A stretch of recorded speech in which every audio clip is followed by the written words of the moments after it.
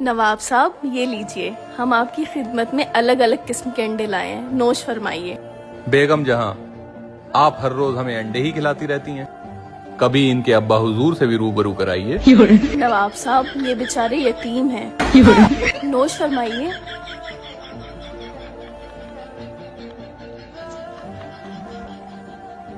बेगम जहां, भले ही ये अंडे अलग अलग रंग के थे, मगर सबका जायका तो एक जैसा ही था। नवाब साहब यही तो आपको समझाना है कि जिस तरह ये अंडे अलग अलग दिखने के बावजूद भी एक ही जैसे हैं, उसी तरह इस दुनिया में हर किस्म की औरतें हैं जो अलग अलग दिखती हैं, लेकिन होती सब एक ही जैसी हैं।